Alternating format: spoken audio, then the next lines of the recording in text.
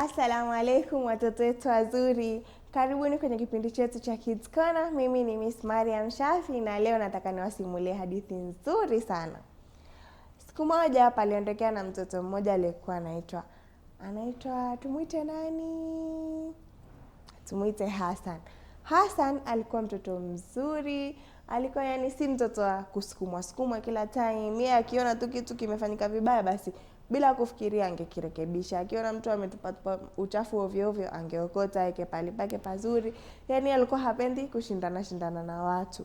Sasa yeye yule Hassan kila siku angeenda zake shuleni mapema, afanye kazi zake vizuri, amsikilize mwalimu, akiona kitu kimefanya vibaya akirekebishe, arudi zake nyumbani. Yani yeye hana maneno na mtu, hachezi na watu, yeye yuko kivyake tu. Sasa akagundua kwamba darasani kwake watoto wameanza kuwa watukutu. Watoto hawataki kufagia siku zao. Kila siku wangepijana, lakini asubuhi wafike darasa ni chafu. Sasa yeye alikuwa hapendi kukaa mahali pachafu. Yule Hassan akaanza kusema, kwani mimi nikifagia nitafanyika nini? Sikatiki mahali, sivunjiki mkono, sivunjiki mguu. Nitachoka tu, lakini mwisho wa siku nitakuwa ni mimi ndo nasoma mahali pasafi. Maana hao ni kama hawajali kusoma mahali pachafu. Wanapenda labda kusoma na uchafu. Na mahali kukiwa kuchafu, shetani yuko kila mahali. Basi yule Hassan akasema, mimi nitakuwa nasubiri basi watu wakitoka wakienda zao nyumbani, nitafagia, haina neno, nitachelewa tu dakika 2 na nikimuelezea mamangu na uhakika hatoniadhibu sababu nafanya jambo la usawa. Sasa yule Hassan ikawa ikifika jioni watoto wakienda zao nyumbani, yeye angekaa, angesafisha, afute ubao. Ile siku ya pili watu wanarudi wanashangaa, sweepers leo aliamua kufagia. Hassan basi hasemi kitu, mwenyewe ikawa ndo tabia yake hiyo. Kila siku mpaka mwalimu akaja akagundua kwamba watoto hawafagii, kwa sababu hawa watoto wakaanza kushtuka, kwani kuna jini?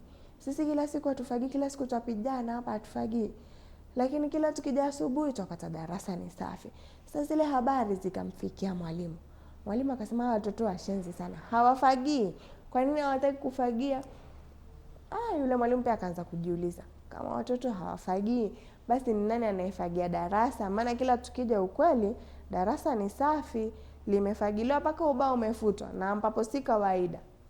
Yule mwalimu akasema ngoja nitachunguza. Ikawa watoto wakienda nyumbani hiyo habari. Shangaa Hassan haendi. Mara kama na Hassan amefagia. Siku ya kwanza, siku ya pili, siku ya tatu akasema huyu mtoto anaumia. Kila siku anafagia peke yake darasa zima, ambapo darasa hilo kikawaida limepangiwa watoto 3 wafagie. Ila yeye angefagia peke yake.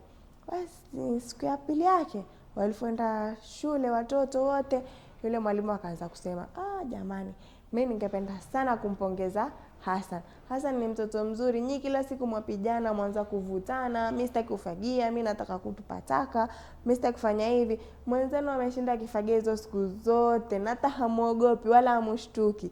Yeye kila siku anafagia. Akamuita Hassan mbele, akamwambia, Hassan, mbona umefanya hivyo? Akamwambia, mimi mwalimu, sipendi kukaa pahali pachafu. Mimi nasikia dhiki nikisoma pahali pachafu, sisikii starehe. Naona ni kama masomo yangu hayaingii, na vile vile najiona nikaa nimekaribia na mashetani, malaika hawanikaribii. Kwa hivyo mimi nikaona tu badala ya kushindana, acha tu nifagie, siumii mahali, sipunguziki mahali. Yule mwalimu akampongeza, akamwambia mashallah, na nani anayekusimamia kila siku kufagia, ama nani anayekusupervise? Akasema mimi nafanya hayo yote kwa ajili ya Mwenyezi Mungu, na vile vile na kwa ajili ya wenzangu wasisome na mashetani karibu, tukaribishe malaika kwenye darasa letu ndo tupate baraka. Basi wale watoto wenzake wakajifunza from Hassan kwamba si kila kitu lazima usukumwe. Mwenyezi Mungu ukifanya kitu hata kama ni kwa siri, Mwenyezi Mungu anakiona, na baada ya mwisho wa siku tunalipwa. Na tunalipwa nini? Thawabu. Kwa hivyo watoto wazuri, mimi nimewatolea hii hadithi maksudi kwa sababu gani? Ramadhani imekaribia. Najua nyinyi kuna wengi wenu mtakuwa mwajificha kwa mama zenu. asiwaone, mwenda mwenye maji polepole, mwala vitu polepole ndo msionekane, ila kumbuka kwamba Mwenyezi Mungu yuko kila mahali na anatuona. Kwa hivyo tusifanye vitu kwa sababu ya hofu ya wazazi wetu ama binadamu mwenzetu. Tufanye kitu kwa sababu ya kumwogopa nani? Kumwogopa Allah. Na hadithi yangu ikaishia hapo. Tupatane tena kwenye kipindi kifuatacho. Maasalam.